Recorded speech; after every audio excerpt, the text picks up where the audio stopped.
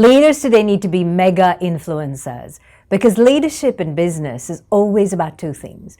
It's about successfully engaging people, our teams, our peers, our boards, our stakeholders, and delivering commercial results. We have to engage people and we have to deliver commercial results.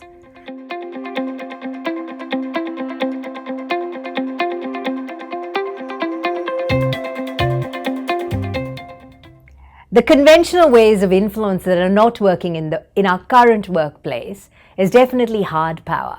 Hard power is command and control.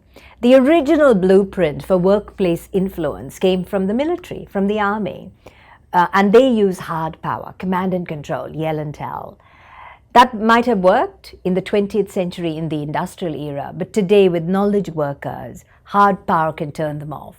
And with influence, we're trying to get people who turn up to turn on. And hard power can hurt. It hurts other people, it hurts us, and it hurts our chances of success.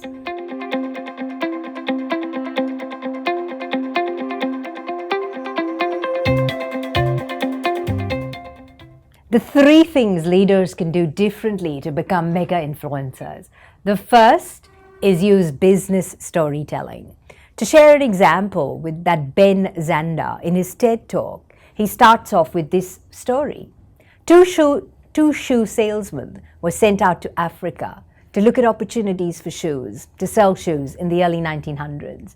One of them sends a telegram back to his boss in Manchester saying, "Situation dire, no one wears shoes." And the other salesman sends a telegram saying, "Glorious opportunity, no one wears shoes." Zander then links the story to his message that some people think classical music is dying, while others think it is thriving. Business storytelling is storytelling with a purpose and for results.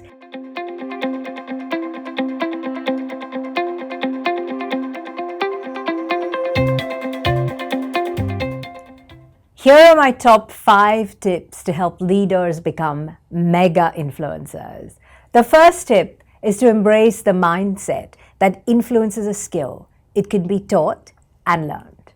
My second tip is to observe who does this well already in your workplace. Is there a colleague? Is there a peer who does this well? Invite them out for coffee and pick their brains and observe what they do in the workplace. My third tip is to get some skilling. Influence, like any skill, can be taught and learned. And consultants, if you want to work with someone, remember consultants come in 3 levels. You have messy, mediocre, and masters. Always work with the masters. My 4th tip is to then get some practice. Get a mentor to support you. A mentor who will give you some tough love, who will tell you what you're doing well and what you need to work on. And finally, my 5th tip is to challenge yourself, because growth and learning, so challenge yourself to try something different, because growth and learning happen in that sweet spot between challenge and support.